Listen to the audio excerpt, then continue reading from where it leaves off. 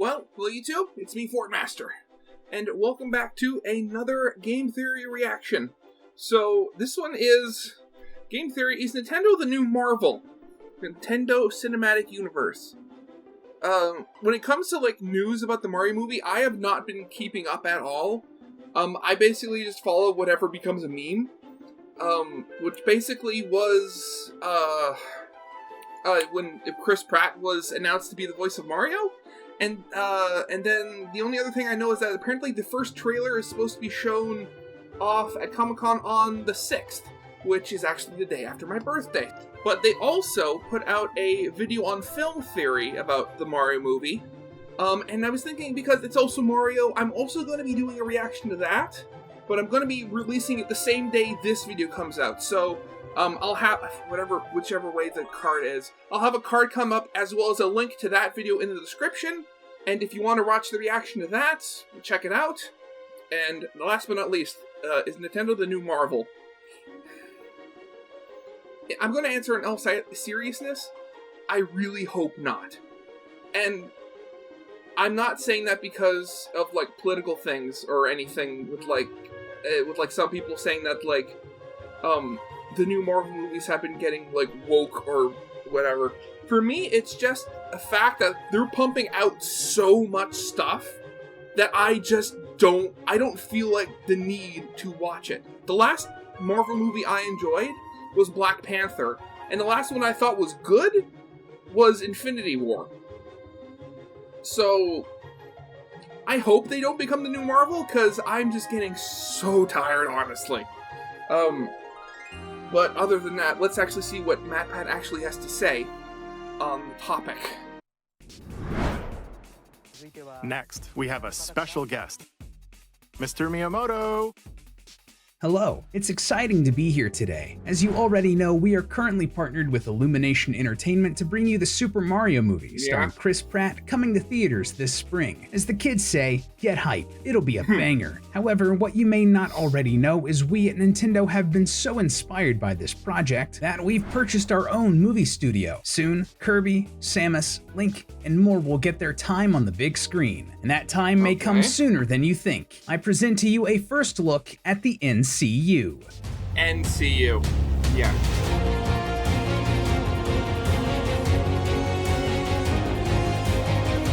Wait, I'm seeing some Philips CD link in there.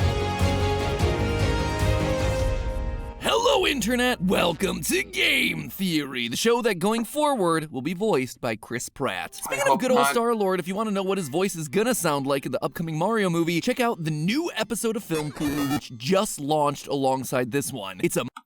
Again, I'll do a link to my reaction of that in the description as well as in the video. Mario movie weekend here on the channels. I suppose you could call it a theory binge watch. If by binge watching you mean 2 15-minute episodes back to back. I'll admit, binge here is being used pretty loosely. Anyway, these are two related episodes that are better watched together, and I guarantee that you're gonna be stunned by some of the things we sussed out about the Super Mario movie. Links are gonna be in the corner, on screen, and assuming YouTube isn't stroking out this weekend, right alongside the recommended feed. But before you go and watch that one, stick around because the Mario movie isn't actually the biggest piece of Nintendo movie news that's come out in recent months. In an announcement that just kind of slipped under everyone's collective radar, Nintendo bought their own movie studio. You heard that right, Nintendo, the video game company, has decided to get into the movie business. And wait, so that thing in the intro wasn't just a joke? no, that's not a translation error, it's not some misunderstanding, and it's not a hoax. It is legit. Here's the notice of acquisition filing, right here from the desk of Nintendo President Shuntaro Furukawa himself. They went out and bought the Japanese studio Dynamo Pictures with the intent to change its name to Nintendo Pictures. In their own words, Nintendo Pictures is going to be focused on, quote, development of visual content utilizing Nintendo IP. Ripping off that corporate speak, that's movies and TV shows based on Super Mario Bros., Zelda, Metroid, Star Fox, a pantheon of characters each with their own stories, all culminating in a massive crossover movie, Super Smash Brothers. And then you're gonna get phase 2, and that's gonna introduce Fire Emblem and Pokemon into the mix. And suddenly you're gonna have another big Avengers level crossover, Smash Brothers 2 Melee. Bayonetta is gonna show up in phase 3, and then her short little fan with her powers is gonna show up in phase 4. Then you're gonna get yourself a Pikmin series, which is gonna go straight to streaming, but will be required viewing to understand the whole overarching narrative of the thing. Now, admittedly, I might be jumping the gun with all of this, but also it's pretty obvious to see how they could easily head in that sort of a direction. Again, I hope to God they don't. I am getting so tired of Marvel. But before we get into the what of it all, I actually want to get into the why. Now, I gotta be honest, I did not see this one coming. 6 months ago, I did a whole video about how video game studios kept buying each other. And in that episode, I took it to its logical conclusion. With so much acquisition of video game companies, who was gonna own who when the dust settled? In that episode, my predictions were all based on the idea that massive media companies with streaming quotas to fill, like Amazon, Apple, Netflix, Disney, and Comcast, would want to buy game developers in order to acquire their IP. If you look at purchases like Disney buying Marvel, Star Wars, and Fox, that methodology largely pans out. So and when you it do comes the to video game opposite. IP, the jewel in the crown is Nintendo. No publisher has such a deep and well-beloved cast of characters in its roster. And while I think any of these course, they use the companies would peach eagerly crown. sacrifice their firstborn for a chance at courting Nintendo, my conclusion was that Nintendo would be swiping left to any and all potential suitors. They're the girl that's too good for you. They're content to stay single while playing the field a little bit. You might be able to produce a movie in collaboration with them, but you're not gonna get her to marry you. And now, 6 months later, here comes Nintendo pulling an Uno reverse card on me and buying their own studio. In some ways, the new announcement actually proved me right. They were too good for everyone else, so instead of trusting their IP to other people, they pull the most Nintendo move Nintendo could make. They decide to do it for themselves. So today, I want to talk about this decision, why it's the most unexpectedly expected move that you could have possibly gotten from the big end. Then I want to dig a bit deeper into the acquisition itself. Who are Dynamo Pictures, and what could Nintendo have planned for them moving forward? Because let me tell you, I suspect that movies are the least ambitious project in their roster. Ready to begin, my friends? Let's go! To start off, why is it such a brilliant move for Nintendo to buy a movie studio? And if it is so brilliant, why isn't anyone else doing it? Let's tackle the second half of the question first. If you haven't noticed, video game movies don't have themselves the best reputation. They aren't faithful to the original source material, they cast big-name actors rather than the people who are right for the role, and to top it all off, they're usually just awful movies. Doom, Assassin's Creed, Mortal Kombat, Resident Evil, you name it, tends to be pretty disappointing. At absolute best, you're dealing with something that's bland and unmemorable, like last year's Uncharted movie. Wait, what? Really? It was this year? And right at the top of the dumpster fire I mountain didn't that is watch it. video game movies is, of course, the Super Mario Brothers movie from 1993. King Koopa here. Oh, yes, sir. I'd like the Koopa special. Pterodactyl tail on that? I know this is gonna sound a little strange, but I want you to meet my father. Here's what the actor for Mario himself had to say about it. Quote, the worst thing I ever did? Super Mario Brothers. It was a nightmare. The whole experience was a nightmare. It had a husband and wife team directing whose arrogance had been mistaken for talent. After so many weeks, their own agent told them to get off the set. Nightmare. Idiots. As the story goes, he would get drunk before each day of filming and continue drinking between takes. This wasn't a Super Mario Brothers movie, but it also wasn't a sober Mario Brothers movie either. Can I just say, I know that that movie sucks. But I will say, and I will fight anybody on this, I think the best thing that happened in that movie is explaining why they're called the Mario Brothers, and it's the fact that their last names are Mario. Now, I know that's weird, but think about it. Mario Brothers, so you have Mario, and Luigi Mario. It's like if you had somebody named, like, Jones. They'd be the Jones Brothers, or the Jones siblings, or something. It's just what they're called. And I know, like, the idea of, like, oh, but they're having the same name twice. Is that really the stupidest thing that you can imagine somebody doing? With Elon Musk naming his kid a bunch of random numbers and letters, and, like, every other, like, pretentious celebrity name that they're naming their kids, having somebody name their kid their last name again? It's not that stupid. At least the first name is still normal. Either. And while Nintendo never directly expressed their displeasure with the production, Mario creator Shigeru Miyamoto said in an interview, quote, "In the end, it was a very fun project that they put a lot of effort into. The one thing that I still have some regrets about is that the movie may have tried to get a little too close to what the Mario Brothers video games were. And in that sense, it became a movie that was about a video game rather than being an entertaining movie in and of itself. Too close to what the games were, huh? I too will never forget the first time that I heard Toad's guitar solo playing from a steamy back alley while getting ready to fight a guy with blonde cornrows named Bowser and his pair of shrunken-headed Goomba minions." All joking aside though, former Nintendo of America president Reggie Fils-Aimé said in 2017 that the film, quote, left a really bad taste in the mouth of the developers and that horror stories about its production circulated throughout the company. Basically, that one experience scared them away from movies for decades. You know what? That's a shame because only a few years prior they'd partnered with an animation studio to make a Mario anime that was not terrible. I've seen clips. That looks so funny.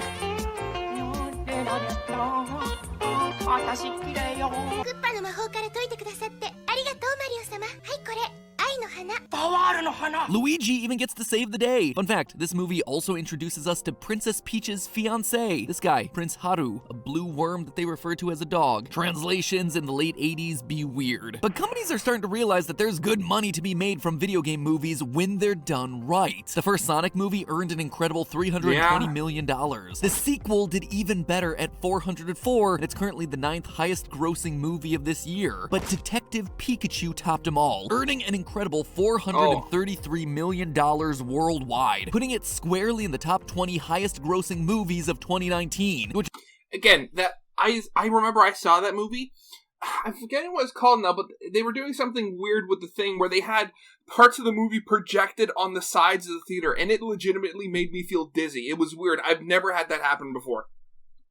which is saying a lot because that was a year stacked with power hitters like Endgame, Joker, and Frozen 2. Video game movies, a genre that was considered dead on arrival a decade ago, is suddenly a potential golden goose. The kids that grew up with these franchises now have disposable income to buy the tickets to make your movie a success. And so the gold rush is real. Mass Effect is getting a TV show coming to Amazon, BioShock is coming to Netflix, Blumhouse Studio. Wait, so, okay, this is the first I've heard. There's a Mass Effect TV show, but of course it's on Amazon. Well, it looks like I'm going to have to pirate that. But a BioShock. Oh, I've wanted a BioShock movie for so long. Oh, that would be so good.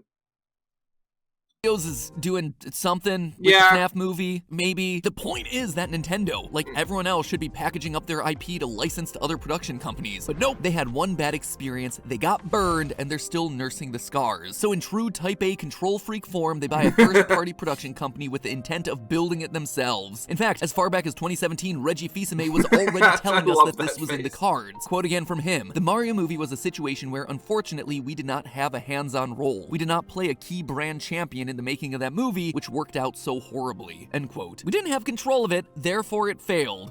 Sounds like something I would say. Anyway, buying a production company like this is a move that honestly wouldn't have been that surprising 10 to 15 years ago. It's exactly what Marvel did with Marvel Studios before Disney snatched the whole thing up. And hey, a decades-old strategy? Yeah, it's kind of on brand with Nintendo. They're a company that's regularly called out for being stuck in the past. Last year, it was revealed that they were finally upgrading their multiplayer servers after 18 years. These things were so old they were designed for Windows 98. I guess it's good that they skipped the whole Vista era. But the reason buying your own studio fell out of favor is because it's financially risky. If you're doing a movie for yourself, suddenly you've built out a whole other arm to your company. You have employees, you have overhead costs, you're funding the project yourself. Sure, if the movie performs well, you're gonna win big. You keep it all. But if it doesn't, well, that's a lot of money that you just flush down the big green pipe. And remember, you specialize in making video games, not making movies. So you're outside of your wheelhouse. Compare that to licensing out your IP like they're currently doing with Illumination. Under that model, Illumination is likely paying for the rights to use your character. It's a payday for you. They're likely sharing any profits that they make with you. Another payday. And they're likely the ones that are footing most, if not all, of the bill. Sure, the upside isn't nearly as strong, but the risk is nearly non-existent. Nearly. See, in Nintendo's mind, that sort of model doesn't take care of the biggest risk of all. Not the money, the control. There's always the possibility that this external production company can make you look dumb, just like the Mario movie did all those years ago. In fact, they are so scared of something like that happening again that in 2015, when Netflix leaked that they might be doing a Legend of Zelda show, Nintendo killed any and all projects with them instantly, including a claymation Star Fox series. Here's the story from Adam Wait, a claymation Star Fox series? What? Over from Adam Ruins Everything. In like 2014 or 15, there was all this news that Netflix was going to make a Legend of Zelda television show. At the same time, I worked at College Humor, and we had a secret project where we were going to make a claymation version of Star Fox with Nintendo. Suddenly there were reports, Netflix isn't doing this Legend of Zelda anymore. And then I heard from my boss, we're not doing the Star Fox anymore. I was like, what happened? Wait, claymation? Yeah, they were. I forgot. College Humor was they made Dinosaur Office. I remember that. Yeah, I remember watching that on my DS. Oh, someone at Netflix leaked the Legend of Zelda thing. They weren't supposed to talk about it. Nintendo freaked out because it was the first time they had done any IP in years, and they pulled the plug on everything. They pulled the plug on the entire program.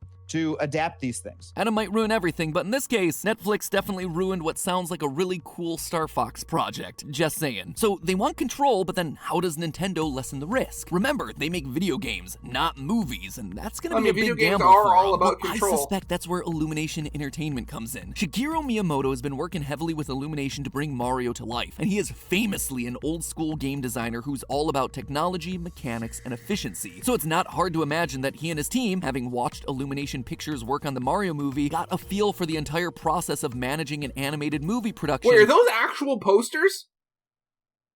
That's actually pretty good looking.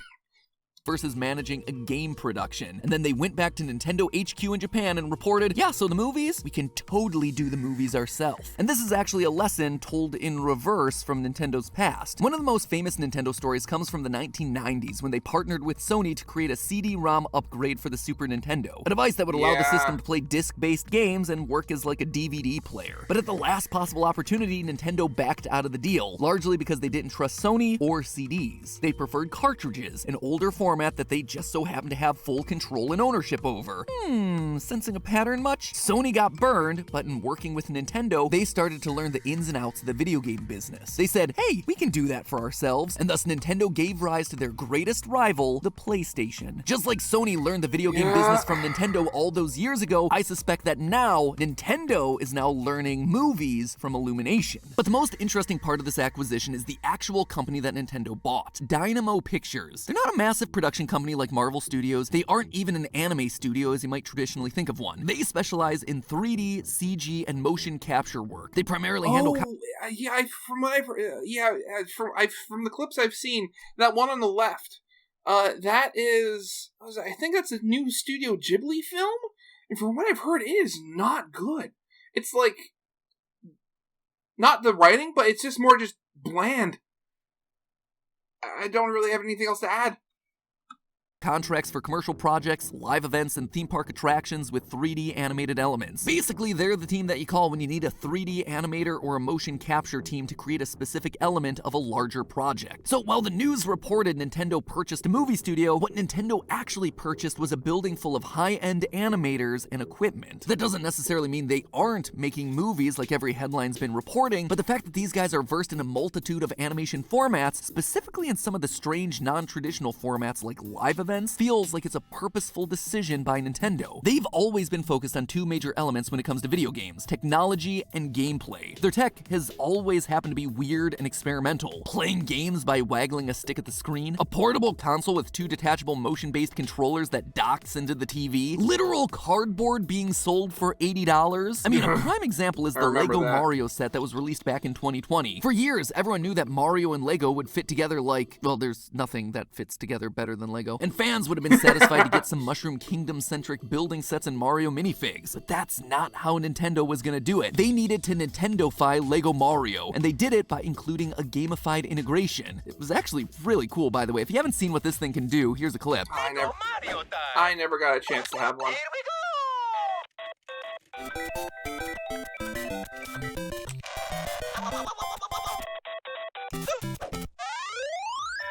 Like, who does this? Nintendo. That's who. Yeah, Minecraft that really sets was doing that sort of awesome. stuff. Sometimes Nintendo's off-the-wall approach. Yeah, that's the thing. Again, I haven't gotten any of them, but from what I've seen, the Lego Minecraft stuff annoys me, just for the basic fact that they don't even have the common sense to, like, make the blocks when you're building them into actual squares. They're like three plates thick, which is a regular brick, but that's still like a rectangular prism. Which works, sometimes it doesn't. But that drive towards doing things differently makes acquiring an experimental and varied production company feel like the perfect fit. It'll allow them to go for that weird, wonderful style that we've come to love from Nintendo. But now, they're just gonna be doing it in the medium of movies. And not just any movies either, because here's the twist, my friends. Nintendo's all about mixing things up, right? Well, I suspect that they're gonna want to do the same with this new acquisition. What if Nintendo Pictures wasn't just a brand label for movies featuring characters like Kirby and Samus, but instead are exclusive Nintendo experiences? I suspect that Nintendo is gonna be using them to create new video content streamed exclusively on the Switch, with interactive, gamified elements tied to everything from amiibos and QR codes to the motion controls and gyroscopic abilities of the system. Now, this isn't an entirely new new idea. Companies like Netflix have already experimented with interactive choose-your-path storytelling to a huge amount of success in the streaming world, with projects like Bandersnatch and the interactive Kimmy Schmidt special. They've been looking for years for more of that sort of content, but the issue is that interactive game-movie hybrids are not what people think of when they think Netflix, or even movies. They think video games, and no company is as synonymous with video games as Nintendo. Nintendo Pictures being a brand name for streaming content and or a whole streaming platform immediately lets you know this isn't just a movie, it's a Nintendo movie. A movie that's also a game that you can play around with in some additional fun way. I'm not saying I know exactly how it's gonna go, but just like with every new Nintendo console release, I'm excited to see what weird and experimental ideas they're gonna be bringing to the table. Oh, I remember those. Yeah, there was this thing you plugged into the bottom of a GameCube to play Game Boy games on. But hey, while we're waiting on Nintendo to turn their franchises into movies, there are other gaming franchises that have been turned into movies and shows that aren't totally awful in the meantime. Personal highlight of mine, The Witcher over on Netflix. Not only are the games amazing narratively, but also the show over on Netflix really solid, both seasons 1 and season 2. And now, after a stint on Netflix, The Witcher is making a jump back into video game land thanks to today's sponsor, AFK Arena. You guys know, I have been very upfront on this channel that I love a good RPG. It's why I love the Witcher series in the first place, but there just aren't enough hours in the day to play through an entire RPG. Between meetings, writing scripts, being a parent, my schedule is packed. Just don't have the time to sit there and grind levels or farm items, which means I'm often stuck on one level for weeks and weeks, never making any progress, and then I pick up the controller and I'm like, wait, where was I again? How do I play this game? Where is the X button? But that is actually why AFK Arena's been perfect for me lately. If you couldn't guess from the title, AFK Arena allows you to be away from your keyboard, or I guess phone, technically, but it continues the RPG grind for you while you're off doing other things in your life. So whenever I do have a free moment, I can quickly hop in and find that, hey, while I was gone, my team got stronger, and I can finally be leveled up enough to go through the dungeon that I was waiting on, all without me having to do the tedious work of grinding myself. But obviously I started this whole section talking about The Witcher, so where's The Witcher, Matt? Why was that such a random thing for you to bring up? Well, don't worry, because AFK Arena wasn't satisfied with just scratching one RPG itch. Now they're doing a crossover with The Witcher 3 Wild Hunt. You can now get 2 heroes from that franchise to join your AFK Arena squad, Geralt and Yennefer. Toss a coin to your Witcher friends, except here, you don't have to. You don't have to spend any money on this, in fact. Not only is AFK Arena free, but these 2 characters from The Witcher 3 are also free for 3 days. And after that, you'll be able to redeem them for free in other ways, which sounds like a pretty sweet deal to me. So if you want to get your hands on these heroes and start playing a really satisfying mobile RPG experience, you know the drill. Head on down to the description and click the link to start your AFK RPG journey today. Let them know that Game Theory sent you. But like really, in the comments around this game, let them know, Game Theory Squad, y'all. Basically what that does is it trolls them a little bit, which is just funny for me and hopefully for you, but also it lets them know like, hey, I'm the one who sent you, which is cool. That's good for them. It's good for us because then they want to sponsor us more. In general, it's fun for everyone. You get yourself a new RPG to play that also plays itself while you're away and grinds, which is awesome. And you get to also experience Witcher 3. So it's this weird fusion of elements that are all generally good. Thanks, friends. And also, while you're doing all that other stuff, will you do me one last favor? Remember, it's all just a theory. A game theory. Thanks for watching. Well, okay then. So that's definitely something different. And that would be cool. I mean, we're just gonna have to see how it turns out. Yeah, so I've also done another video on the film theory video about the Mario movie, and again, links will be in their usual places. So yeah, if you liked, leave a like, subscribe if not, leave a comment if you want, support me on my Patreon, and yeah, I'll see you guys next time. Goodbye.